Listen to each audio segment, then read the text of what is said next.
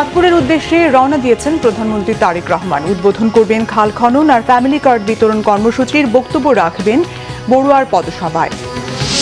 আজ ফারাক্কা দিবস। অভিশপ্ত ফারাক্কার প্রভাবে মরে যাচ্ছে উত্তরাঞ্চলের নদ নদী, হুমকির মুখে কৃষি, জীব বৈচিত্র্য ও নদী কেন্দ্রিক জনজীবন। যুদ্ধবিরতির মেয়াদ আরও ৪৫ দিনের জন্য বাড়াতে সম্মত হয়েছে ইসরায়েল ও লেবানন। ওয়াশিংটনে আলোচনার পর সিদ্ধান্ত। দেখছিলেন ক্রাউন সিমেন্ট সংবাদ শিরোনাম, এবারে বিস্তারিত। চাঁদপুরের উদ্দেশ্যে রওনা দিয়েছেন প্রধানমন্ত্রী ও বিএনপি চেয়ারম্যান তারেক রহমান। চাঁদপুরে খাল খনন কর্মসূচি উদ্বোধনের পাশাপাশি ফ্যামিলি কার্ড বিতরণ অনুষ্ঠানেও অংশ নেবেন তিনি।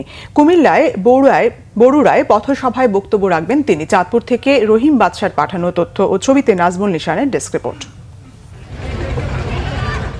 নদী, ইলিশ ও প্রাকৃতিক সৌন্দর্যের ভরপুর হলেও দীর্ঘদিন ধরে নানা সমস্যায় পিছিয়ে চাঁদপুর জেলাটি। নদী ভাঙ্গন থেকে শুরু করে শিক্ষা খাত সহ নানা সমস্যাও রয়েছে। শনিবার সকালে চাঁদপুরের উদ্দেশ্যে রওনা হবেন প্রধানমন্ত্রী। এদিন দুপুর 12:30টায় শাহরাস্তি উপজেলার টামটা দক্ষিণ ইউনিয়নের ওয়ারুক বাজার এলাকায় উদ্বোধন করবেন খাল খনন কর্মসূচির। পরে সদর উপজেলা শাহ মাহমুদপুর ইউনিয়নের কুমারডুগি গ্রামে ঘোষের হাট সংলগ্ন বিশ্ব খাল খনন কাজের পুনরায় চালু করবেন। এরপর বিকেল 3:30টায় প্রধানমন্ত্রী যোগ দিবেন চাঁদপুর সরকারি কলেজ মাঠে ফ্যামিলি কার্ড বিতরণ অনুষ্ঠানে। চাঁদপুর ক্লাবে জেলা বিএনপির সাংগঠনিক সভায় অংশ নেবেন বিকেল 5টার দিকে।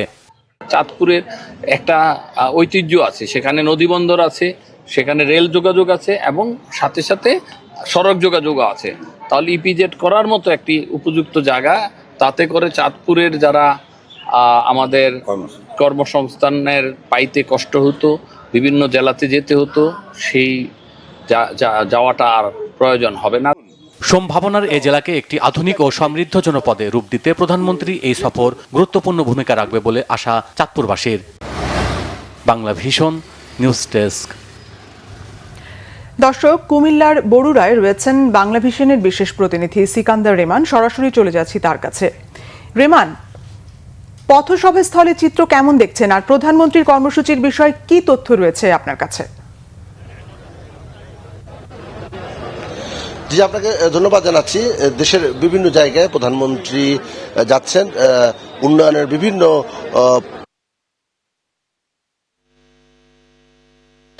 ফ্যামিলি কার্ড বিতরণ এবং সরকারের প্রতিশ্রুত যে সমস্ত কর্মসূচি রয়েছে সে সমস্ত কর্মসূচি বাস্তবায়নের জন্য প্রধানমন্ত্রী সারা দেশ ঘুরে বেড়াচ্ছেন। আজকে তিনি কুমিল্লার এবং চাঁদপুরের যে বর্ডার, সেখানে বরুড়া উপজেলার লক্ষ্মীপুর বাজার, সেই বাজারের পাশেই এই মাঠে একটি সংক্ষিপ্ত সমাবেশ হবে। এটা পথসভা। এই পথসভায় প্রধানমন্ত্রী বক্তব্য রাখবেন। এরপরে চাঁদপুর শহরে কলেজ মাঠে কিন্তু অনুষ্ঠান রয়েছে। তো সামগ্রিক বিষয়ে আমরা এই মুহূর্তে কথা বলবো আমাদের চাঁদপুর প্রতিনিধি রহিম বাদশার সঙ্গে। প্রধানমন্ত্রী কত বছর পরে এই আগে তো প্রধানমন্ত্রী ছিলেন না, মানে সিনিয়র যুগ্ম মহাসচিব হিসেবে এসেছিলেন, এখন প্রধানমন্ত্রী হিসেবে আসছেন, কত বছর পরে আসছেন আর সাধারণ মানুষের প্রত্যাশাটা কি? তারেক রহমান আসলে 20 বছর পর চাঁদপুরে আসছেন এবং প্রধানমন্ত্রী হিসেবে এটি চাঁদপুরে তার প্রথম সফর। এর আগে 2006 সালে তিনি দলের যুগ্ম মহাসচিব হিসেবে চাঁদপুরে এসেছিলেন। তো আজকে চাঁদপুরে ওনার দুটি বড় কর্মসূচি রয়েছে। বা প্রথমত চাঁদপুরের শাহরাস্তিতে ক্ষুদ্র খাল এবং চাঁদপুর সদরের বিশ্বখাল তিনি পুনঃখনন উদ্বোধন করবেন এবং একই সাথে বিকেলে চাঁদপুর সরকারি কলেজ মাঠে তিনি ফ্যামিলি কার্ড বিতরণ অনুষ্ঠানে প্রধান অতিথি হিসেবে যোগ দিবেন এবং সবশেষে বিএনপির একটি দলীয় কর্মসূচিতে যোগ দিবেন। তার এই কর্মসূচিকে কেন্দ্র করে চাঁদপুরের বিএনপি সর্বস্তরের নেতাকর্মী সমর্থক সহ চাঁদপুর জেলাবাসীর মধ্যে একটা প্রাণ চাঞ্চল্য বিরাজ করছে এবং চাঁদপুরবাসী প্রত্যাশা করছে যে তার এই আগমনের মধ্যে দিয়ে চাঁদপুরের উন্নয়নের একটি নবদিগন্ত সূচিত হবে। বিশেষ করে চাঁদপুরে একটি ইপিজেড এবং নদী ভাঙ্গনের স্থায়ী ব্যবস্থা গ্রহণ সহ আরও কিছু দাবি রয়েছে তার প্রতি, এবং চাঁদপুরবাসী আজকে অধীর আগ্রহ অপেক্ষা করছে যে প্রধানমন্ত্রী তার বক্তব্যে চাঁদপুরবাসীকে এই সমস্ত প্রধান সমস্যার ব্যাপারে আশ্বস্ত করবেন। জি, যেটি বলছিলেন আমাদের চাঁদপুর প্রতিনিধি রহিম বাদশা, যে মূলত নদী বিধৌত এলাকা এবং এই নদী ভাঙ্গন প্রতিরোধ সহ এলাকার উন্নয়নে কি কি পদক্ষেপ নেয় সে বিষয়ে প্রধানমন্ত্রীর বক্তব্যের দিকে তাকিয়ে আছে চাঁদপুরবাসী। তো এই হচ্ছে কুমিল্লার বরুড়া থেকে সবশেষ অবস্থা। রেমান, আপনাকে ধন্যবাদ। দর্শক, প্রধানমন্ত্রীর পথসভাস্থল থেকে যুক্ত ছিলেন বিশেষ প্রতিনিধি সিকান্দার রেমান। আজ 16 মে ঐতিহাসিক ফারাক্কা লং মার্চ দিবস। 1976 সালের এই দিনে ভারতের পানি আগ্রাসনের বিরুদ্ধে লং মার্চের ডাক দিয়েছিলেন মজলুম নেতা মাওলানা আব্দুল হামিদ খান ভাসানী। তবে 50 বছর পার হলেও পরিবর্তন হয়নি এই অঞ্চলের ভাগ্য। ফারাক্কা বাঁধের কারণে পদ্মাসহ চাঁপাইনবাবগঞ্জের 4 নদী এখন মৃতপ্রায়। হুমকির মুখে কৃষি, জীববৈচিত্র্য ও নদী কেন্দ্রিক জনজীবন। চাঁপাইনবাবগঞ্জ প্রতিনিধি নাদিম হোসেনের তথ্য ও ছবিতে নাজমুল নিশানের ডেস্ক রিপোর্ট।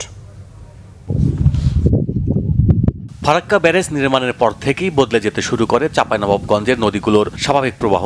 একসময় পদ্মা, মহানন্দা, পাগলা ও পুনর্ভবা নদী পানিতে টইটুম্বুর থাকলেও এখন শুষ্ক মৌসুমে প্রায় পানি শূন্য। স্থানীয়দের অভিযোগ, নদীগুলোতে পানির প্রবাহ পুরোপুরি নির্ভর করছে ভারতের পানি ছাড়ার সিদ্ধান্তের উপর। ফারাক্কা যথাসময়ে আমাদের পানি দেয় না, মানে ওদের যখন ওরা বিপদে পড়ে তখন আমাদেরকে তারা ওই ফারাক্কা ছেড়ে দিয়ে আমাদেরকে ক্ষতি করে। পদ্মার কারণে হাজার হাজার জমি আমাদের ধরেন পদ্মার মাঝখানে নদীতে পড়া আছে, আমরা কোনো ফসল পানি করতে পারছি না। 50 বছরের চুক্তি শেষ হওয়ার পরে আমরা একটা নতুন চুক্তি চাই।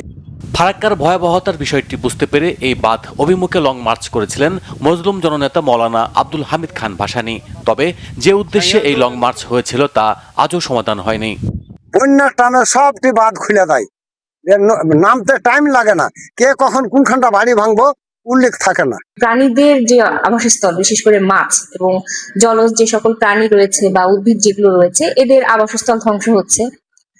আর আমাদের জনগোষ্ঠীর কথা যদি আমরা বিবেচনা করি তাহলে বলবো যে তাদের স্বাভাবিক জীবনযাত্রা অবশ্যই ব্যাহত হচ্ছে। নদীর নাব্যতা পুনরুদ্ধার ও পানি সংরক্ষণে বিভিন্ন পরিকল্পনার কথা জানিয়েছে পানি উন্নয়ন বোর্ড।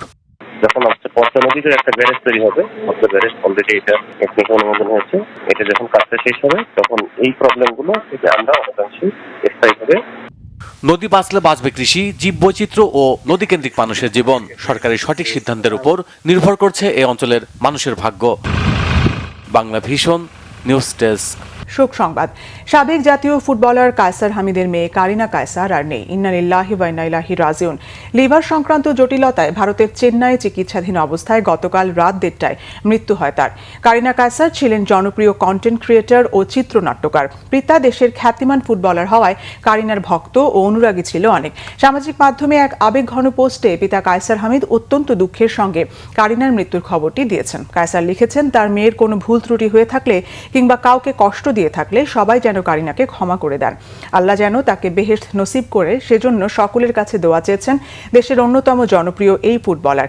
একই সঙ্গে যারা এই দুঃসময়ে তাদের পাশে ছিলেন, দোয়া করেছেন, সহযোগিতা করেছেন, তাদের প্রতি কৃতজ্ঞতা প্রকাশ করেন কায়সার। কারিনা কয়েকদিন আগে জ্বরে আক্রান্ত হন। হেপাটাইটিস এ ও ই জনিত জটিলতায় তার লিভার ফেইলিওর হয়। তাকে রাজধানীর একটি হাসপাতালে আইসিইউতে লাইফ সাপোর্টে রাখা হয়। এরপর উন্নত চিকিৎসার জন্য এয়ার অ্যাম্বুলেন্সে ভারতের চেন্নাই নেওয়া হয়। যুদ্ধবিরতির মেয়াদ আরও 45 দিনের জন্য বাড়াতে সম্মত হয়েছে লেবানন ও ইসরায়েল। শুক্রবার ওয়াশিংটনে আলোচনার পর এই সিদ্ধান্তে আসে দেশ দুইটি। যুক্তরাষ্ট্রের পররাষ্ট্র দপ্তরের মুখপাত্র টমি পেগ জানান, 2 দিনের বৈঠকের পর যুদ্ধবিরতির মেয়াদ বাড়ানোর বিষয়টি চূড়ান্ত হয়েছে। জুনে এ নিয়ে আরও আলোচনা হবে। ইসরায়েল ও লেবাননের মধ্যে চলমান যুদ্ধবিরতির মেয়াদ রবিবার শেষ হওয়ার কথা ছিল। এদিকে যুদ্ধবিরতির মেয়াদ বাড়লেও লেবাননে হামলা ও হত্যাযজ্ঞ অব্যাহত রেখেছে ইসরায়েলি বাহিনী। শুক্রবার হত্যা করেছে অন্তত 12 জনকে। অন্যদিকে পরমাণু কর্মসূচি 2 দশকের জন্য স্থগিত করার শর্তে ইরানের প্রতি আন্তরিক হওয়ার ইঙ্গিত দিয়েছেন মার্কিন প্রেসিডেন্ট ডোনাল্ড ট্রাম্প। যুদ্ধবন্ধে ওয়াশিংটনের পক্ষ থেকে আলোচনার আহ্বান পেলেও এই পর্যন্ত আস্থার জায়গা তৈরি হয়নি বলে জানিয়েছেন ইরানের পররাষ্ট্রমন্ত্রী আব্বাস আরাকচি। একেই বলে মরার উপর খাড়ার ঘা। সিলেটে দ্বিতীয় টেস্টে বড় দুঃসংবাদ নিয়ে মাঠে নামতে হয়েছে পাকিস্তানকে। বাংলাদেশের বিপক্ষে প্রথম টেস্টে স্লো ওভার রেটের কারণে কঠিন শাস্তির মুখে পড়েছে পাকিস্তান ক্রিকেট দল। মিরপুরে প্রথম টেস্টে বাংলাদেশ যেন দ্রুত রান করে চ্যালেঞ্জিং টার্গেট দিতে না পারে, সেজন্য শেষ দিনে বোলিংয়ে সময় নষ্ট করেছে পাকিস্তান।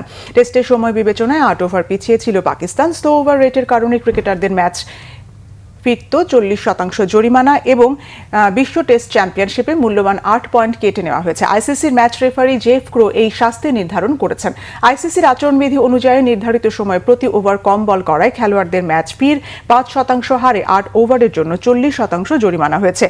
একই সঙ্গে টেস্ট চ্যাম্পিয়নশিপের নীতিমালার প্রতি ওভার কম করার জন্য 1 পয়েন্ট করে জরিমানা ধরে টেস্ট চ্যাম্পিয়নশিপে পাকিস্তানের 8টি মূল্যবান পয়েন্ট কেটে নেওয়া হয়েছে।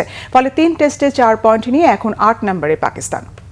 এই ছিল এখনকার মতো। পরের সংবাদ সকাল 11টায় দেখার আমন্ত্রণ রইল। ধন্যবাদ।